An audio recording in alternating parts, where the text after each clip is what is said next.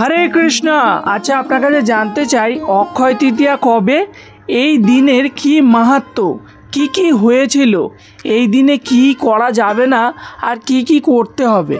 প্রভুজি, আপনি খুব ভালো প্রশ্ন করেছেন। অক্ষয় তৃতীয়া দিনটির অনেক মাহাত্ম্য আছে। এই দিন অনেক কিছু হয়েছিল। আমি এই দিনে 27টি মাহাত্ম্য বলবো।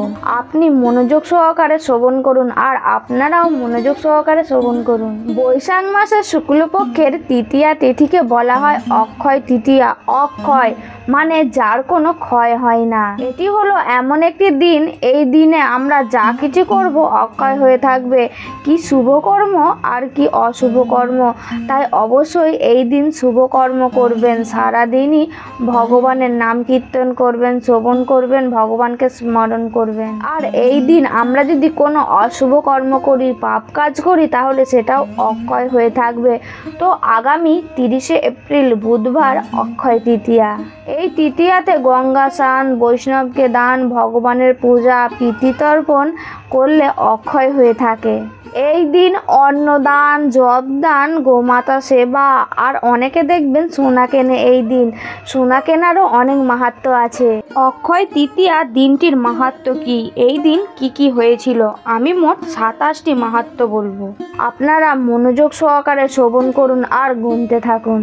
1 নম্বর, মৎস্য পুরাণে উল্লেখ আছে বৈশাখ মাসের শুক্লপক্ষের তৃতীয়া তিথিতে ভগবান শ্রীহরি জবের সৃষ্টি করেন। 2, ভগবানের একটি অবতার হলো পরশুরাম। তো ভগবান পরশুরাম পিতা যমদগ্নি ও মাতা রেণুকার পুত্ররূপে জন্মগ্রহণ করেছিলেন অক্ষয় তৃতীয়ার দিন। 3 নম্বর, মাতা অন্নপূর্ণা দেবীর জন্ম হয়েছিল এই বৈশাখ মাসের শুক্লপক্ষের তৃতীয়া তিথিতে। 4 নম্বর, অক্ষয় তৃতীয়ার দিন গঙ্গা দেবী আবির্ভূত হয়েছিলেন এই পৃথিবীতে ভগীরথ রাজার পিতৃপুরুষদের উদ্ধারের উদ্দেশ্যে। 5 নম্বর হচ্ছে কুবের দীর্ঘদিন ধরে মহাদেবের তপস্যা করেছিলেন এবং এই অক্ষয় তৃতীয়ার দিন শিবজি সন্তুষ্ট হয়ে আশীর্বাদ প্রদান করেছিলেন, স্বর্গের কোষাধ্যক্ষ পদ লাভ করেছিলেন এবং বিপুল ঐশ্বর্য কুবের লাভ করেছিলেন অক্ষয় তৃতীয়ার দিন। 6 নম্বর হচ্ছে বৈশাখ মাসের শুক্লপক্ষের তৃতীয়া তিথিতে ভগবান নরনারায়ণের জন্ম হয়েছিল। মনু মহারাজের 3 কন্যা ছিল, দেবহূতি, আকুতি, প্রসূতি। প্রসূতির বিবাহ হয় দক্ষ প্রজাপতির সঙ্গে। দক্ষ প্রজাপতির 16টি কন্যা হয়েছিল, তাদের মধ্যে একজনের নাম হলো মূর্তি। মূর্তির বিবাহ হয় ধর্মের সঙ্গে, তাদের 2 যমজ সন্তান হয়, একজনের নাম হলো নর আর একজনের নাম হলো নারায়ণ। 7 নম্বর, ভগবান শ্রীকৃষ্ণের গুরুকুলের বন্ধু বা পরম ভক্ত হলেন সুদামা। সুদামার সঙ্গে ভগবানের মিলন হয়েছিল অক্ষয় তৃতীয়ার দিন। ভগবান শ্রীকৃষ্ণ সুদামাকে বিশেষ কৃপা করেছিলেন ও তার দারিদ্র্য লাঘব করেছিলেন। 8 নম্বর, আষাঢ় মাসে পুরীতে জগন্নাথ দেবের যে রথযাত্রা হয়, সেই রথের নির্মাণ কার্য শুরু হয় অক্ষয় তৃতীয়ার দিন থেকে। 9 নম্বর হচ্ছে অক্ষয় তৃতীয়ার দিন থেকে বসন্ত ঋতুর শেষ হয় আর গ্রীষ্ম ঋতুর শুরু হয়। 10 নম্বর হচ্ছে দ্বাপর যুগে ভগবান শ্রীকৃষ্ণকে কুবজা চন্দন লেপন করেছিলেন অক্ষয় তৃতীয়ার দিন। চন্দন লেপনের ফলে কুবজার কুঁজ ঠিক হয়েছিল, সে অপরূপ সুন্দর রূপ লাভ করেছিল। ভগবান শ্রীকৃষ্ণ তাকে সঙ্গ প্রদান করেছিলেন এবং ভগবান তার সমস্ত মনোবাসনা পূর্ণ করেছিলেন। 11 নম্বর হচ্ছে মৎস্য পুরাণে উল্লেখ আছে এই অক্ষয় তৃতীয়ার দিন সত্যযুগের সূচনা হয়েছিল।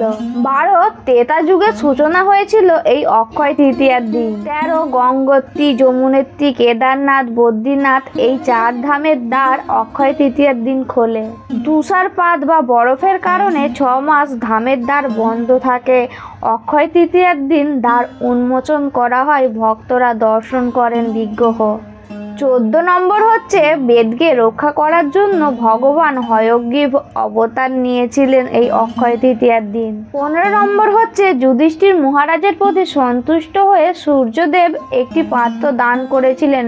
পাত্রটির নাম হলো অক্ষয় পাত্র। এই অক্ষয় তৃতীয়ার দিনই কিন্তু তিনি দান করেছিলেন। এই অক্ষয় পাত্রটির বিশেষত্ব হলো যে পদই চাওয়া হবে সেই পদই পাওয়া যাবে, অন্ন কখনোই ফুরাবে না। তবে সূর্যদেব একটি শর্ত দিয়েছিল যে দ্রৌপদীর খাওয়া হয়ে গেলে ফুরিয়ে যাবে, অর্থাৎ দ্রৌপদী খাবার গ্রহণের আগে অন্ন কখনোই ফুরাবে না, সারা বিশ্ববাসীকেও সেই অন্নপ্রসাদ পাওয়ানো যাবে। 16 নম্বর, অক্ষয় তৃতীয়ার দিন বৃন্দাবনে বাঁকে বিহারীর চরণ দর্শন হয়, যেটি বছরের অন্য কোনো দিন দর্শন হয় না, অক্ষয় তৃতীয়ার দিনই সম্ভব হয়। 17 নম্বর হচ্ছে ব্রহ্মাজির পুত্র অক্ষয় কুমারের জন্ম হয়েছিল এই অক্ষয় তৃতীয়ার দিন। 18 নম্বর হচ্ছে অক্ষয় তৃতীয়ার দিন থেকে 21 দিন পর্যন্ত ভগবানের শ্রী অঙ্গে চন্দন লেপন করা হয়। এই লীলা হয়েছিল শ্রী মাধবেন্দ্র পুরীর সঙ্গে গোপালজির। গোপালজি মাধবেন্দ্র পুরীকে স্বপ্নাদেশ দিয়েছিলেন যে আমার শরীরে তাপ জুড়াচ্ছে না, তুমি মলয় পর্বত থেকে চন্দন নিয়ে এসে আমার অঙ্গে লেপন করো, তাহলেই আমার শরীরের তাপ জুড়াবে। তো অক্ষয় তৃতীয়ার দিন তিনি চন্দন লেপন করেছিলেন। আর এই চন্দন যাত্রা 30শে এপ্রিল বুধবার থেকেই শুরু হবে 21 দিন পর্যন্ত। আপনারা ভগবানের শ্রী অঙ্গে চন্দন লেপন করবেন। 19 নম্বর হচ্ছে ব্যাসদেব মহাভারত বর্ণনা করা শুরু করেছিলেন এবং গণেশজি লেখা শুরু করেছিলেন এই অক্ষয় তৃতীয়ার দিন থেকে।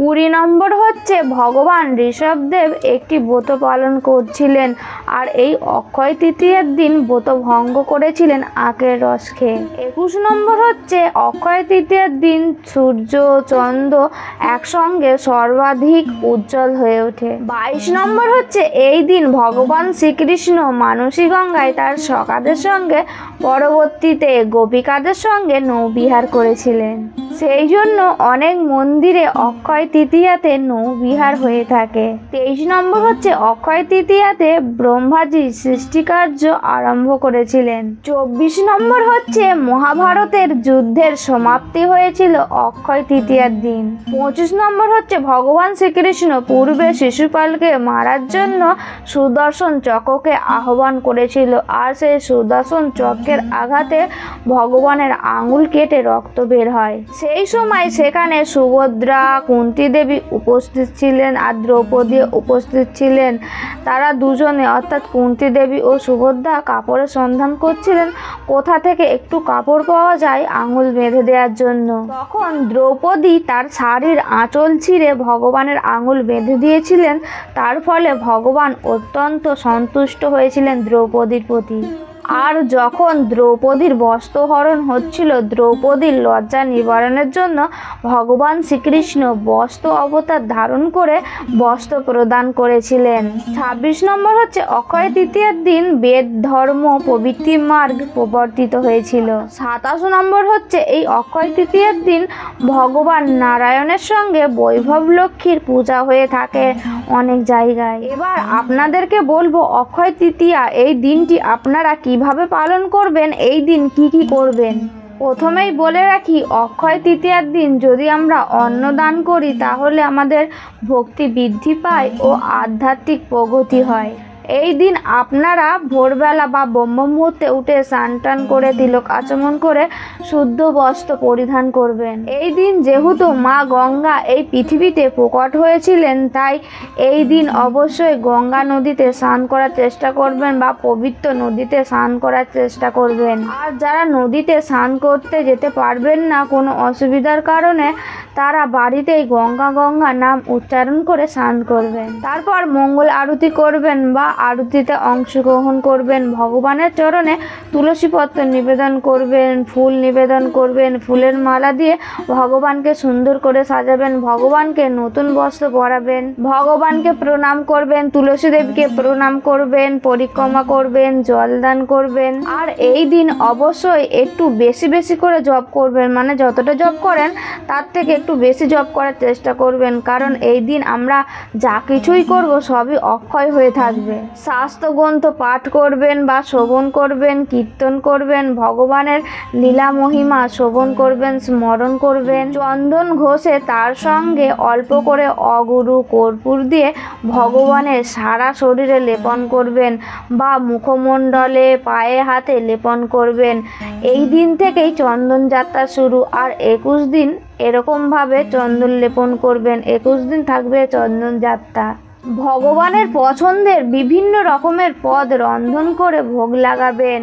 আপনাদেরকে আগেই বলেছি এই দিন জবের সৃষ্টি হয়েছিল, তাই এই দিন অবশ্যই জবের বিভিন্ন পদ রন্ধন করে ভগবানকে নিবেদন করবেন। আপনারা যদি নিরামিষ বিভিন্ন ধরনের রন্ধন বা পদ দেখতে চান তাহলে আমাদের আরেকটি চ্যানেল আছে পিউদাসী কিচেন, ওই চ্যানেলটিকে গিয়ে চ্যানেলটি আপনারা সাবস্ক্রাইব করে রাখবেন, তাহলে বিভিন্ন ধরনের নিরামিষ আইটেম দেখতে পাবেন। আর যারা আমিষ খান তারা অবশ্যই এই দিন নিরামিষ খাবেন। ব্রাহ্মণ বৈষ্ণবকে আপনারা দান করতে পারেন বা মন্দিরে ভগবানের সেবার উদ্দেশ্যে এই দিন দান করতে পারেন, দান করলে অক্ষয় হয়ে থাকবে। জব দান করতে পারেন এই দিন, ব্রাহ্মণ বৈষ্ণবকে ভোজন করাতে পারেন, গোমাতার সেবা করবেন এই দিন, গোমাতার সেবার জন্য কিছু দান করতে পারেন বা ফল ঘাস কিছু দান করতে পারেন, গোমাতার খাবার। অক্ষয় তৃতীয়া দিনটি সারাদিনই শুভ। এই দিন অনেকে বিবাহ, গৃহপ্রবেশ, নতুন ব্যবসা শুরু করতে পারেন। পিতৃপুরুষদের উদ্দেশ্যে শ্রাদ্ধ ক্রিয়াদি কাজ করতে পারেন, পিতৃপুরুষদের উদ্দেশ্যে প্রসাদ নিবেদন করতে পারেন বা ভাগবত পাঠ করতে পারেন। আপনারা এই দিন কোনো রকমভাবে আমিষ গ্রহণ করবেন না, কোনো রকম মিথ্যা কথা বলবেন না, তাস জুয়া পাশা খেলবেন না, কোনো রকম নেশা করবেন না, কোনো রকম পাপকর্ম করবেন না, পাপকর্ম এড়িয়ে চলবেন। এটা মনে রাখবেন যে এই অক্ষয় তৃতীয়ার দিন আমরা যে কর্মই করি না কেন তা অক্ষয় হয়ে থাকবে। পাপকর্ম করলে সেটাও অক্ষয় হয়ে থাকবে, আর যদি পুণ্যকর্ম বা শুভকর্ম করি সেটাও অক্ষয় হয়ে থাকবে। তাই অবশ্যই শুভ কর্ম করার চেষ্টা করবেন সারাদিন। তো অবশ্যই এই ভিডিওটি সকলের কাছে শেয়ার করবেন যাতে সকলেই অক্ষয় তৃতীয়া দিনটির মাহাত্ম্য সকলেই জানতে পারে বা কোনো রকম পাপকর্ম বা এই দিন কি কি করতে হবে এইগুলি জানতে পারে। এই ভিডিওটি শেয়ার করার মাধ্যমেও আপনারা মাহাত্ম্য প্রচারের ফল পাবেন, ভগবানের বিশেষ কৃপা লাভ করতে পারবেন, আর সেটা অক্ষয় হয়ে থাকবে। ভিডিওটিতে অবশ্যই একটি লাইক করবেন, কিছু জানার থাকলে কমেন্ট করবেন, আর এরকম ধরনের ভিডিও পাওয়ার জন্য চ্যানেলটিকে সাবস্ক্রাইব করবেন। ভালো থাকবেন, দেখা হচ্ছে পরের ভিডিওতে। হরে কৃষ্ণ।